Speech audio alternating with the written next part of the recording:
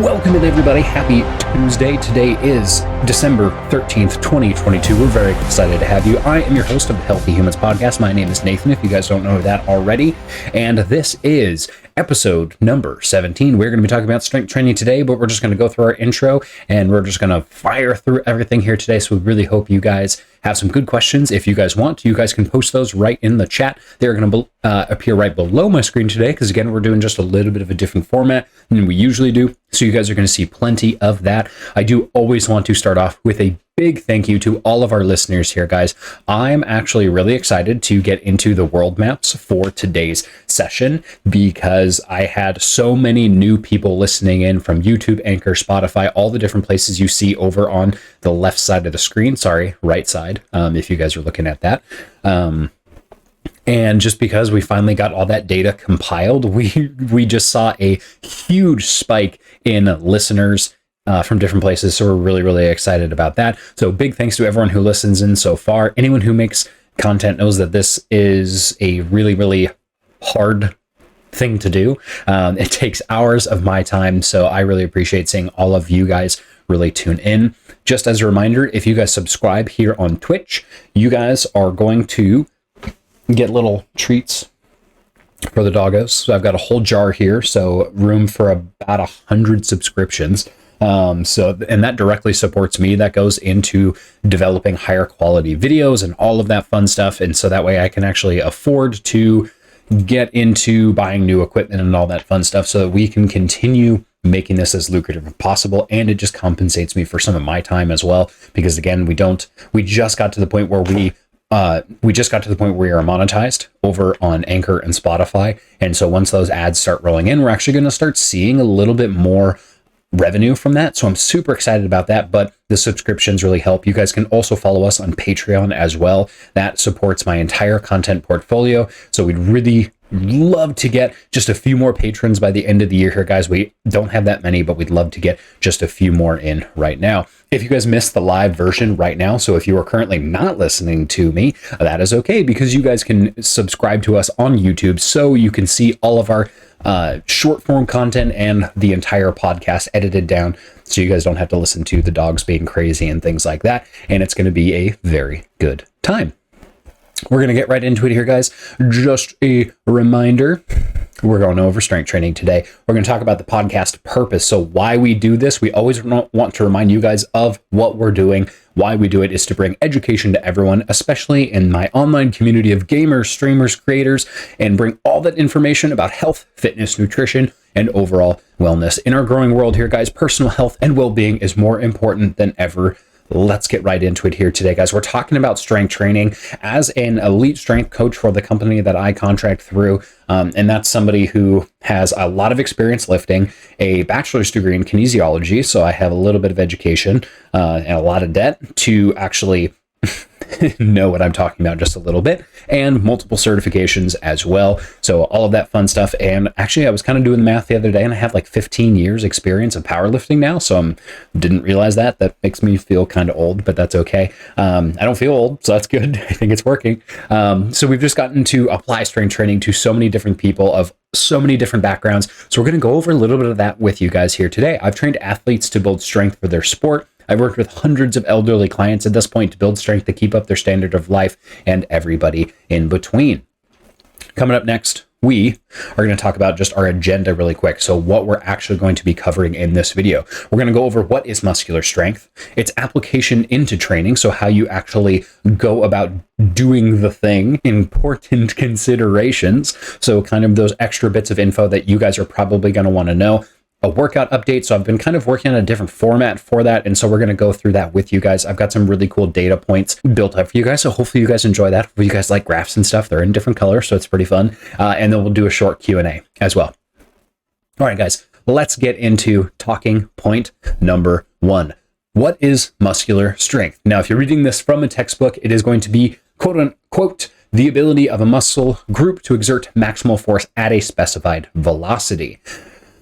That doesn't mean a lot to most people. So we're going to go over kind of what this means and how we can apply kind of more of a functional definition of muscular strength. So a lot of the times I will usually just tell tell someone who's asking, strength is actually the ability to exert maximum force onto an object. That is going to be our functional definition that we're kind of running with today. So usually how we measure this is in like a 1 rep max or a 1 RM in the weight room, which we'll go into that in much more detail later. Keep in mind that strength is usually relative to person. There's going to be sex differences, and there's also going to be training differences. There's age differences. There's so many different things that are going to go into what affects strength. And so really it's just focusing on what keeps you functional. We want to keep this relative so that it's important and applicable to everyone.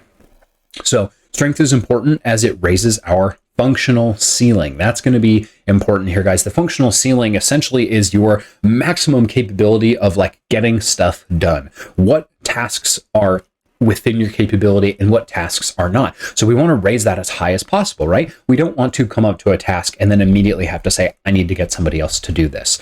That decreases our quality of life because as you get older, that functional ceiling is going to lower and lower. And so at what point do we actually cross a certain threshold? And we actually call this the disability threshold. There's a lot of legal definitions already established for this. So if you can't do certain activities, usually it's based on a number of activities of daily living that you can't do. Once that functional ceiling drops below that, you actually cross that disability threshold. And one of my goals is to keep as many people out of that range as possible. We want to keep people above that. So that's going to be something we work on quite a bit. One thing, and this is going to sound really simple here, guys, so just track with me. The stronger you are, the less effort it takes you to complete a task. Less effort means less energy.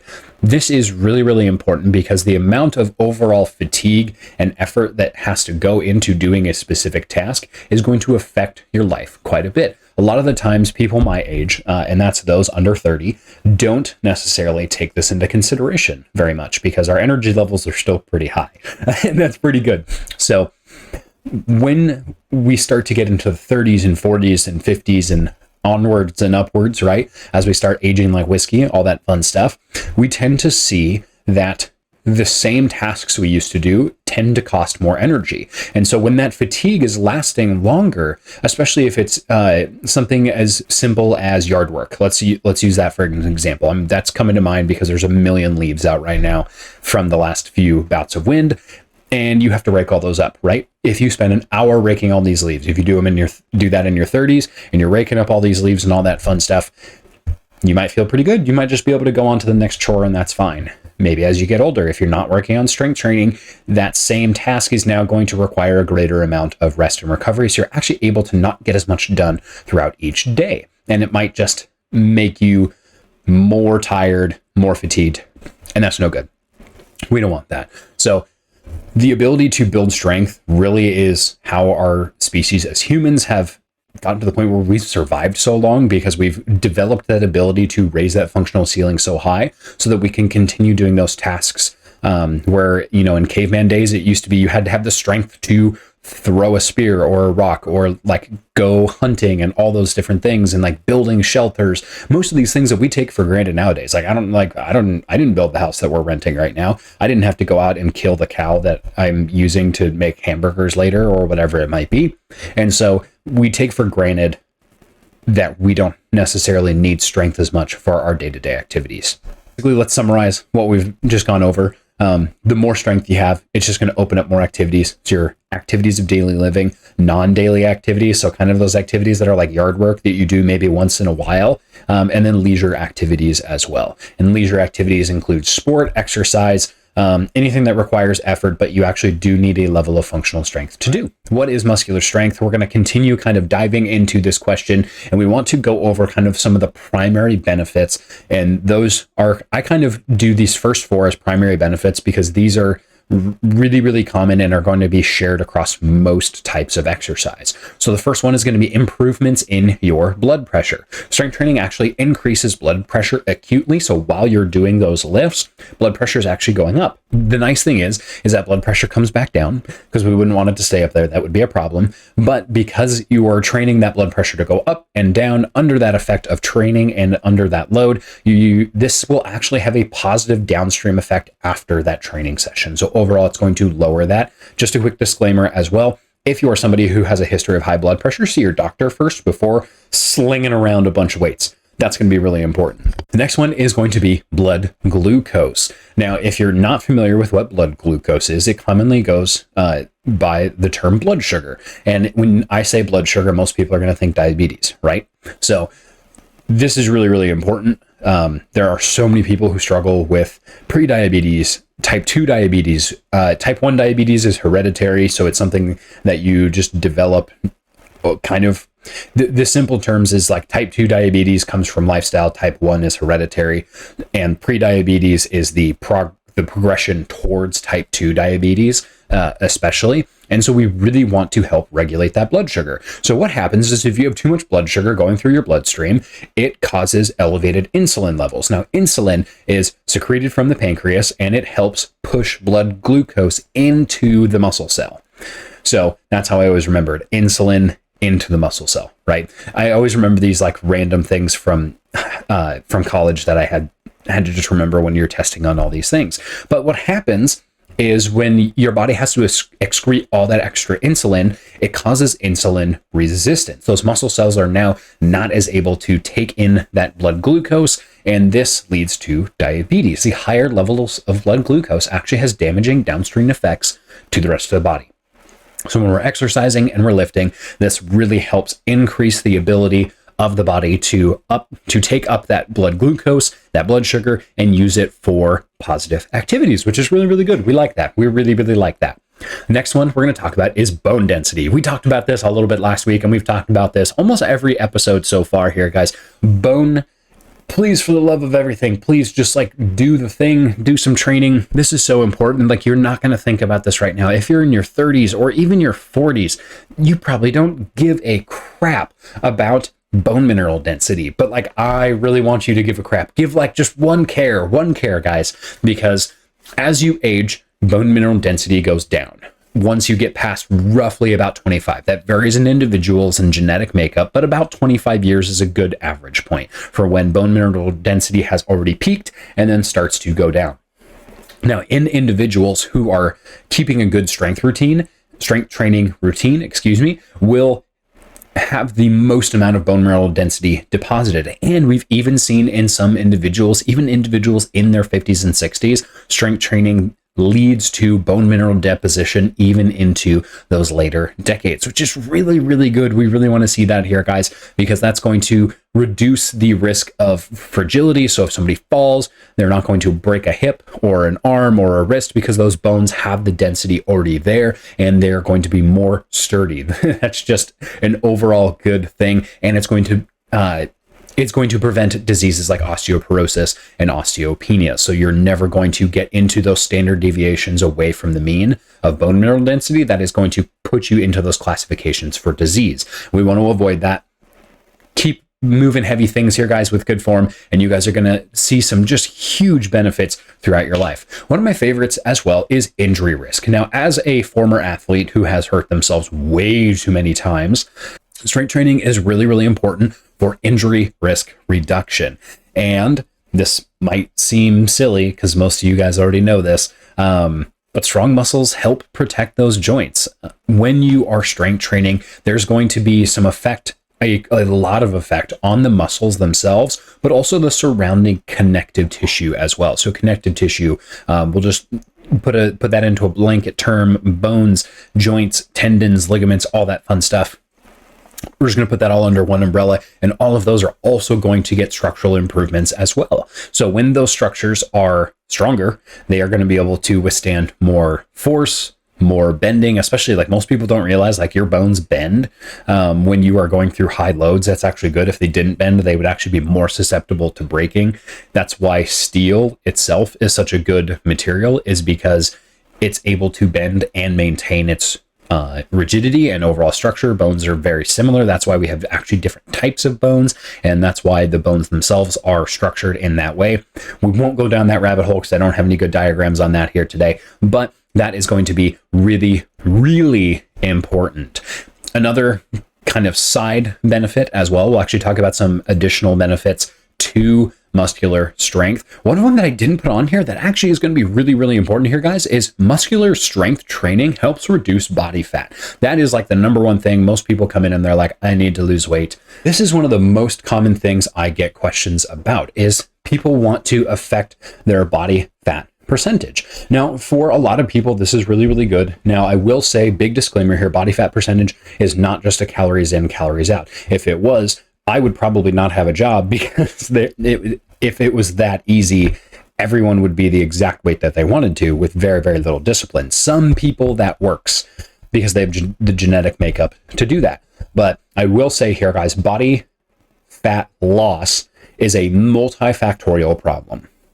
So there's a lot of things that go into that. So energy balance is just one of many different factors. So if you are somebody who is looking to lose weight, muscular strength training is going to affect that energy balance, which is one of the biggest factors in losing body fat. So it's not a guarantee that you're going to be like as slim as possible or your perfect body fat percentage, whatever that might be, just by strength training, right? You have to take into consideration all those other factors, which are sleep, hormonal levels, age, stress, all these different things. And muscular strength is actually going to help with quite a few of these different factors, which is why I wanted to throw that in as well. But just keep in mind here, guys, energy balance is not the only factor that goes into weight loss, specifically body fat percentage changing. And I just want you guys to know that that's an important misconception that most people don't realize. A lot of professionals realize that, but it's professionals might tell you one thing all the time. Like I myself am a professional, and sometimes people don't want to hear it, right? So, which is always the fun part when you're training somebody, is sometimes they ask you a question like, hey, why don't I look like this supermodel over here? Like I barely eat anything, and this is what I'm doing, and I'm doing all this like crazy, super extreme stuff. And you're just kind of like, you're not going to like what's coming out of my mouth next. You just got to be okay with who you are. You know, that's what we're focusing on here, guys. Really, the main purpose of this podcast is to get you guys moving, get you guys healthy, and kind of helping everyone understand what healthy looks like for them, because that has so many misconceptions associated with it. And I want you guys to be happy, healthy humans. Tangent over. Let's get right back into those benefits. So additional benefits you guys are going to see up on the screen is mental affect, sleep, and hypertrophy. We're going to go over these here really, really quick. If you guys don't know what mental affect is, this is kind of your overall mood. That's going to be a really basic simplification of it, but this is going to be how you approach the world mentally. Those who exercise tend to have a more positive mental affect, and so they are able to see the world in a more positive lens, that tend to be more optimistic day to day, and it's just going to improve overall mood. The second one of my favorites, is it improves sleep. I love sleeping so much. Sometimes it's my favorite part of the day, is just like laying down and just knocking out. I absolutely love it. And it's just one of those things where I'm like, if I work out really, really hard that day, I know I'm going to have some really good sleep that night. Another benefit here, guys, is hypertrophy. If you haven't heard the word hypertrophy before, this is just a fancy term for increasing in size. So we're going to go over this in a little bit more detail as well, because I'm going to show you guys kind of how strength and hypertrophy actually overlap a little bit. And we might even in the future do a specific episode on hypertrophy training. But hypertrophy in this context means to increase in muscle size. So that's like getting bigger, getting swole. That's what people are looking for. And when you're doing strength training, you're actually going to see a little bit of that.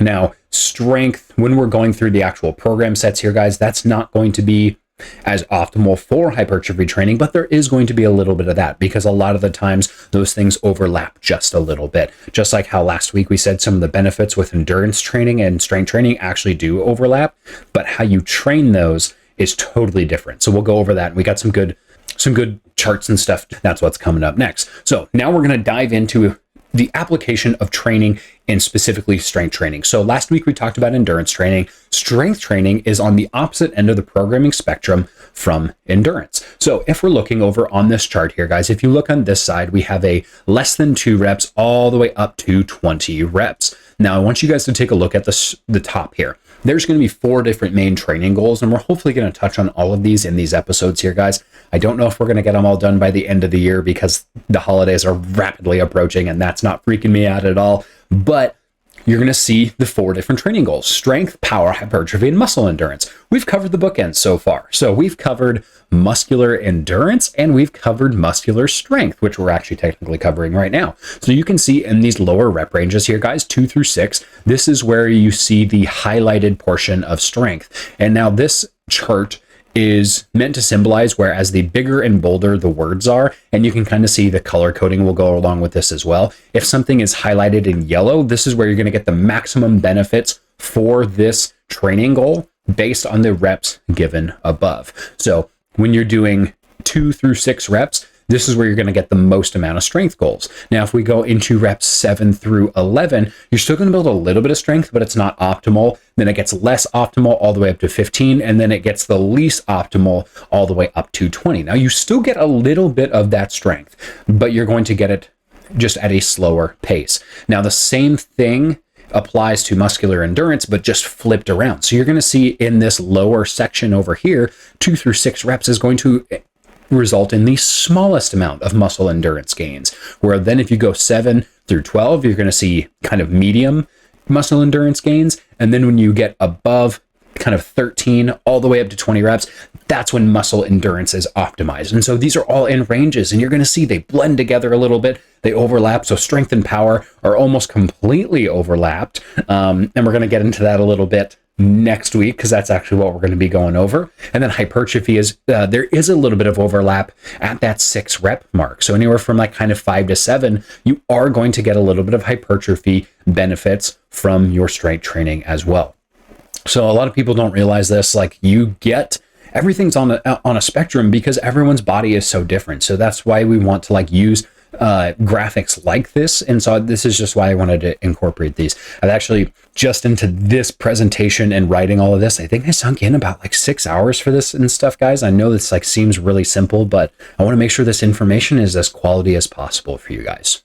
So next thing we want to talk about, this is a very, very simple strength training program. You guys are going to see we have 4 different exercises on this table. We have a back squat, a bench press, a bent over row. I abbreviated that BOR because bent over row takes up a little bit too much space. And we have our deadlift. Now, is this an exhaustive list of all the exercises I wish you were doing every week? No, it is not. But we're just doing 4 exercises because it fits very neatly on the table. Each one of these we're going to do for 5 sets, rep range of 5 to 6. So staying kind of at the higher end of that rep count for maximum or optimal strength training and strength results. And then we're going to be resting for anywhere from 2 to 5 minutes. Now, that rest period probably seems long for a lot of people. Now, I want you guys to take a screenshot of this if you'd like, because that way you can use this table and add in your own loads. You can add in your own notes, or you can just use this template and write it out yourself. Like, I don't care, use it. It's really, really simple. And this is going to help you guys out, get the most out of your training program. So when we're going through this, one of the big things here, guys, is I'm constantly taking notes on my load and really just putting stuff into my notes section. Last week we went over, like, you have to take good notes. If you're a professional and you're not taking good notes for your clients, they are not getting the most out of your services. So that's why I take constant notes. When I'm going through on this, I carry this thing around with me and I drain the battery on it almost every single day because I'm constantly writing stuff out. I'm like, oh, this client had pain in this area while we did this lift. Let's make an adjustment so that way we don't see it next time. All these different things. You can do the same for yourself here, guys. Work smarter, not just harder, right? I want you guys really challenging yourself in the gym, but I want you guys knowing where you succeed and where you need improvement as well. That's going to make you such a better athlete and exerciser, guys. Let's really make sure we're doing that.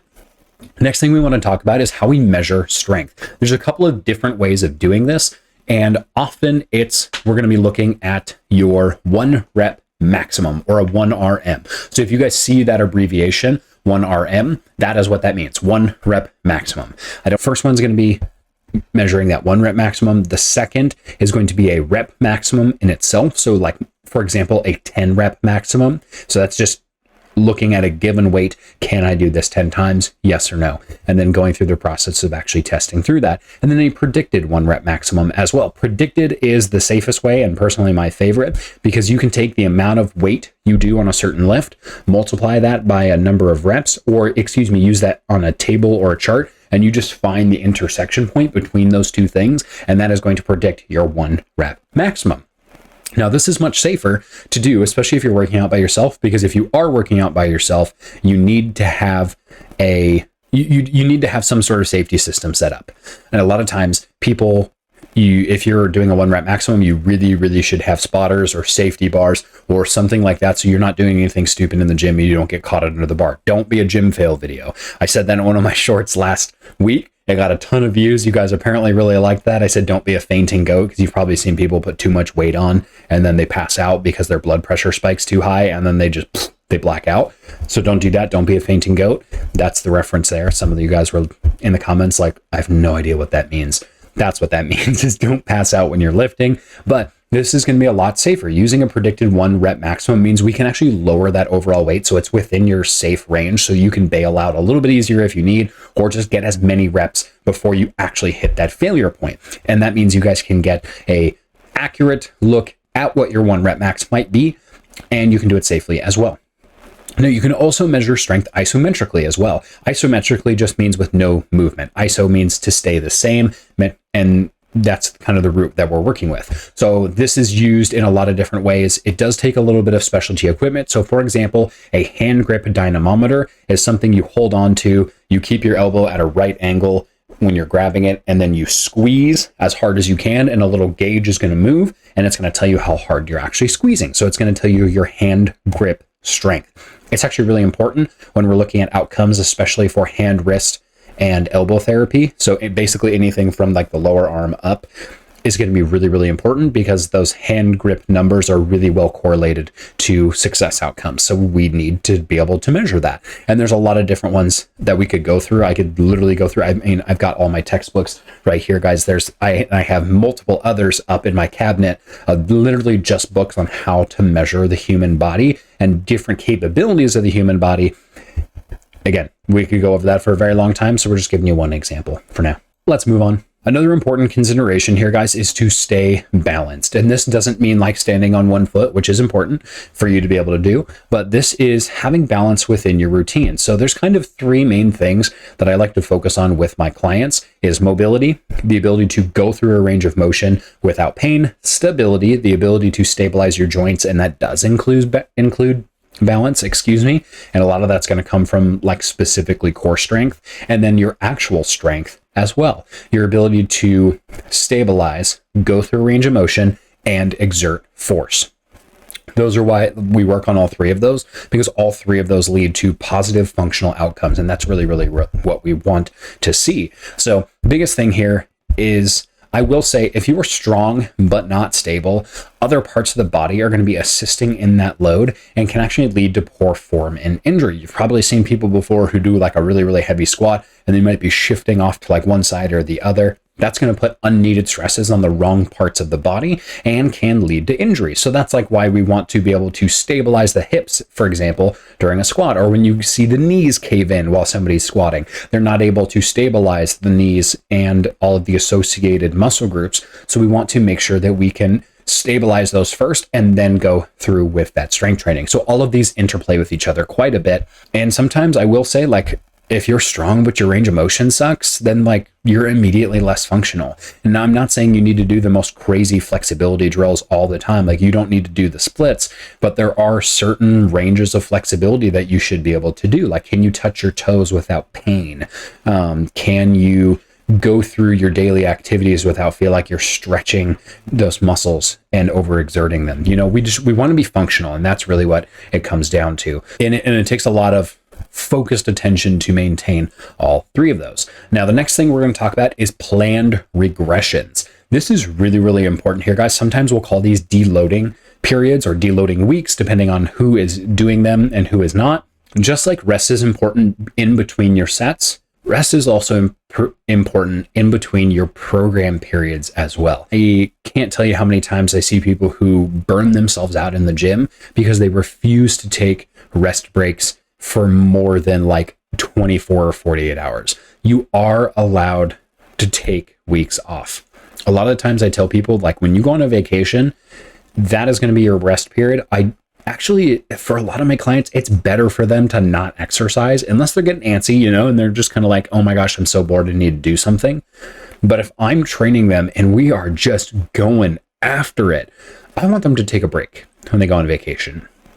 Because when they come back, they are going to be faster, stronger, well-rested. They're going to have more energy, and they're going to be able to kick butt in that next workout. That's what I want for them, because they're going to see improvements because they took the rest, because they let their body fully recharge. And that's going to be really, really important. Now, if you want to take a planned regression during a programmed time, so if you're in like a 16-week strength program and you're like, hey, I don't want to take a complete week off, but I want to like lower my weights a little bit so I can kind of let my body like recover a little bit.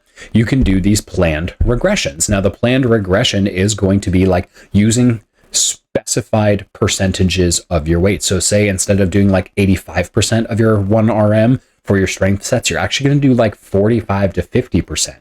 You're going to cut that down by quite a bit. And that's actually going to produce better results because you're letting your body recover. You're not doing as much volume. So your body doesn't need the same amount of like protein, water, sleep, all those things. It's going to bounce back a lot quicker. And so you're going to get more quality recovery. It can be really, really important for that entire body to have planned regressions here, guys. So if you don't take weeks off or have weeks where you're just like, I'm just going to lift a little bit lighter this week, you're not going to see as much improvement, and you're going to burn out a little bit easier as well. So don't burn out. Don't do that. Next thing I want to talk about is just neuromuscular adaptations. If I just said that and that means nothing to you, I do apologize, but we're going to get into that right now. So a neuromuscular adaptation is how your brain, the connection from your brain to your muscles, is actually connected and how well that information and those signals are flowing. So when you were starting a program, the first few weeks, you're going to see strength improvement almost right away. Now, this is coming from neuromuscular adaptations because a couple of different things are happening. So let me make sure I have my notes up here because motor control is not one of my best subjects, but I did take good notes for you guys this week. So when you see that improvement in strength, it's usually because 3 reasons. Your first one is you're able to recruit more motor units. When you are able to recruit more motor units, there's more nerves running to that muscle, stimulating it to fire. So it's going to be able to produce more strength, and it's going to increase the amount of force that comes out. That's fantastic. Number 2, the motor units themselves are becoming greater in size. So not only are you recruiting more of them, you're recruiting bigger motor units as well. This results in more strength. Number 3, the rate of firing is faster. So not only have you recruited more motor units and bigger units, but they're also firing faster as well. And all 3 of these together are going to improve the amount of strength that you get into. We're going to be talking a little bit about how we can actually train those motor units to do this with muscular power training as well, because that rate of firing is very, very important to muscular power production as well. Power production compared to strength here, guys, biggest change is going to be in the velocity of movement. I don't want to go into that too much because we are going to be going into that next week as well. All right, guys, let's move on. Let's go over my workout update here, guys. I just want to switch this over really quick so you guys can see what's going on. So one thing I've been working on throughout the year, and you can see over on this right side here, guys, I have so little data for like bicep curls, mostly just because I added that in as an afterthought, and I do need to update these a little bit. But I've got my workout volume plotted over the course from about April to now, and I'm missing some data points, and you're going to see, so for example, the overhead press volume has way more data points because that's actually been something I've historically been bad at. So if you see, we're just barely topping 2,000 pounds of overall volume, and then we got it all the way up to just over 3,000. That was pretty hard though. That took me a little bit longer to recover, and so we saw that drop down, but it's working its way back up again. I have another shoulder day, so that's where my overhead press comes in on this Friday. So we're actually hoping to see potentially some better numbers there, but we're seeing kind of an overall trend. in all of these, which I'm really, really excited about. Again, my bench press and my overhead press have been kind of historically not my best movements. My front squat, we've been working on incorporating this into my routine a little bit more as well, mostly just to improve knee health because I have the knees of an old man, but my deadlift volume is getting very, very high. I'm actually very excited. This is probably going to be the first one that hits 10,000 on that overall volume.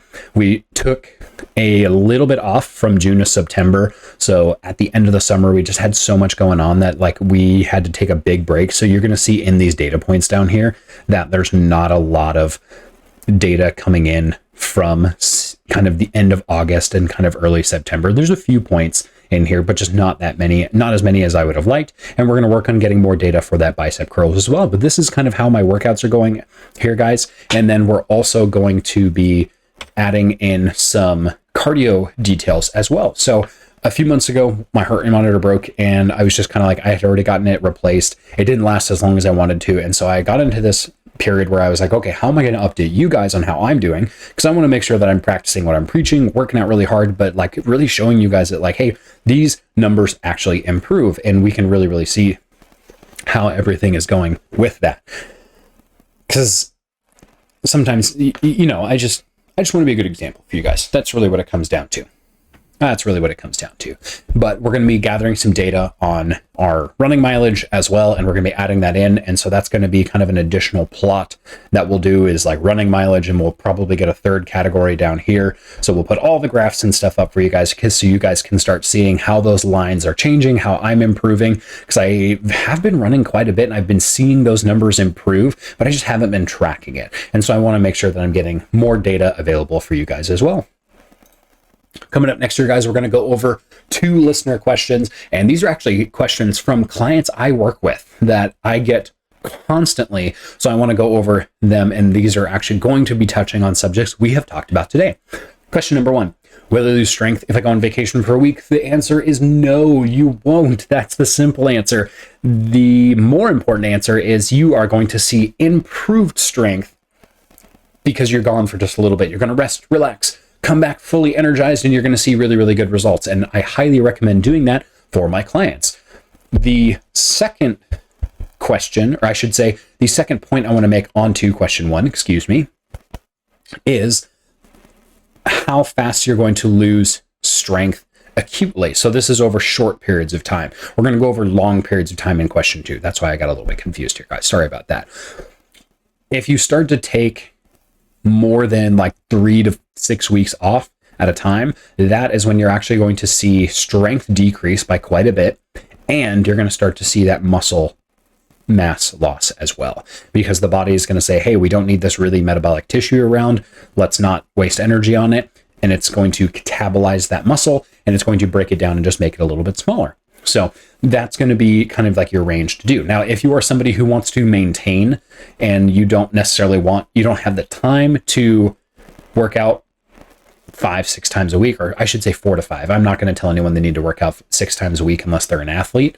But if you are somebody who just wants to maintain, try to get in 2 lifts a week, hitting most of the major muscle groups. That's going to be really, really important. And that's actually going to help you maintain muscular strength for a very, very long time. You might not see improvement in muscle strength only going in 2 times a week, but twice a week, again, is good for maintenance. Now let's get into question number 2. How fast does muscle go away with age?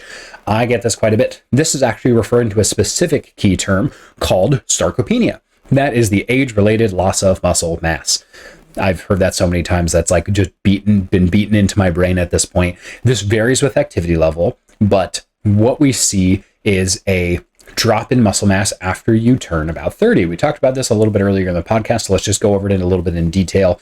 And what's really, really important here is if you are training and you are strength training specifically, you are going to see the smallest amount of sarcopenia possible. So the least amount of muscle mass lost. So please continue strength training, make it a part of your lifestyle, guys, and you're going to see that very, very important. So nice and quick today. If we don't get any more listener questions or client questions from people we work with who are listening, we'll just take some more questions off Reddit next week as well, because there's hundreds of questions there every single day. And we could spend a whole podcast on that. Coming up next, let me see. Oh, you know what? I put this table in here, guys, because I wanted to go over just a little bit of what happens to the body in aging and what happens when you age, but you resistance train. So this is just a little table I got from one of my textbooks. You guys are going to see the different outcomes we're looking for. So muscular strength, power, endurance, muscle mass, muscle fiber size, muscular metabolic capacity, resting metabolic rate, body fat, bone mineral density, and physical function. We've touched on a little bit of almost all of these already here, guys. Almost everything is going to decrease with age. The only thing that increases with age is body fat percentage, because the body is trying to keep around more energy because it needs more energy to do things. Now, when you're resistance training, all of these adaptations are going to be going into the positive direction or the more beneficial direction minus body fat. Body fat's the only one on here that's in an inverse, whereas a decrease in body fat is considered a positive result on this table. So everything else is going to increase here, guys. So take a look at that. That's going to be super important for everybody. And that is kind of an additional explanation for our question number 2. All right, guys, I'm going to get rid of my face here for just a moment. There we go. So we had some huge spikes in viewers these last few weeks. So thank you guys so much. I actually had to break this up into 2 different maps so I could get everybody onto here so we could see what was going on. So the first one is when we're looking at listeners in the United States, we added 1, 2, 3, 4, 5, 6, 7, 8, 9, 10, 11 new states. So I'm going to go through all of the states we had and then go over the new states from last week. So new listeners as well. So if we're looking at the United States here, guys, we have listeners in Washington, California, Indiana, Texas, Ohio, Oklahoma, Florida, North Carolina, New Jersey, Oregon, New York, and Georgia. Georgia was the newest addition from last week. So from last week to this week, we have listeners in Illinois, Pennsylvania, Arizona, Wisconsin, Virginia, Tennessee, Colorado, Minnesota, Maryland, Missouri, and Nevada. Thank you guys all so much for listening.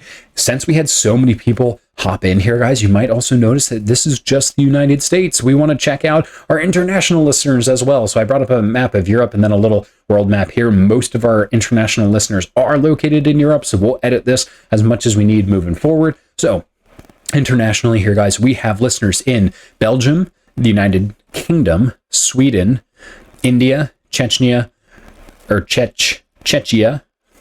I don't know how to pronounce that. That's fine. India, Chechnya, Spain, Australia, Germany, Netherlands, Canada, and then new listeners in South Africa, Poland, Denmark, and Ireland. Super happy to have you guys all in here. That is just so awesome. Super excited to get more stuff going on there. So thank you guys so much for listening and watching in today. We are right at our timestamp, so we're going to raid this out here in just a bit, but let's do our outro really quick. So thank you guys so much for listening in. The best way to help us out currently is to listen to all of our other episodes here, guys. This is episode 17, so we have 16 other episodes for you guys to listen to. Please leave your comments with questions, feedback, and your own experiences as well. Oh my goodness, I can't talk. Right now, you can find the Healthy Humans podcast on Spotify, Google Podcasts, Pocket Casts, and Anchor. This is still a fairly new podcast here, guys. We haven't even been around for a year yet, so you guys can follow me on Twitter and look for the pinned tweets. On Twitter, you guys are going to find my main profile at FinleyTheDog736 because that's where I do most of my tweeting from. So you guys are going to get a lot of updates on there. I will also be including questions that relate to each topic. So send in your questions to me on Twitter or Instagram or the podcast email, basically wherever you guys can find me. You guys can type out !socials while watching this on Twitch, and that will actually take you to a link where I can be found. The next episode, we are going to be talking about muscular power. So we're going to be kind of finishing up that trifecta of the main 3 training goals that we'll be focusing on. We've already talked about endurance. Today, we talked about strength. Next week, we're going to be talking about power. Next week's going to be interesting. We have some nasty weather coming in towards Washington, so we're hopefully going to get everything recorded as well. That will be the last podcast of 2022. And then we're going to resume and pick everything up in 2023, but we're going to be doing some other streaming over here on Twitch as well. But as far as the Healthy Humans podcast go, that is going to be the end of streaming for 2022. So one more episode this season, then we'll start up season 3 here, guys. Super excited for me. Make sure you guys send in your questions to me. You guys can find my email at healthyhumanspodcast@gmail.com. Consider going through and liking and listening. That actually helps us out quite a bit. If you guys are able, the best way to support us right now is to subscribe on Patreon or send a subscription over here on Twitch as well. That is more helpful than you guys know, because that again is going to go into better software, better hardware, all of those things that we put right back into this podcast. I would really appreciate it here, guys. We have a goal of getting some more of those in. Really, really appreciate it. So if you guys have that, consider subscribing, especially if you have Prime. If you have Prime Gaming, you can give subscriptions to your creators, and I believe it's like 1 per month. So if you have Prime Gaming, please consider dropping some support here. That would be so helpful. I would love you forever. Just remember here, guys, all information discussed on this podcast does not constitute medical advice, and you should always consult your physician before starting an exercise program. Something I want to end with is, remember, when you guys finish your training, when I finish a training session, I always finish with my 3 rules. Rule number 1, hydrate, drink water, lots and lots of water. Rule number 2, make sure you guys are moving around. Movement is medicine. And rule number 3, make sure you guys enjoy the rest of your day. We will see you guys in the next one. Next week, we're talking about muscular power. Can't wait to see you guys. We're going to send this out. We're going to rate it out. Thank you guys so much for watching. And hopefully a lot more of you guys will see this on YouTube as well. Thank you so much and enjoy the rest of your Tuesday.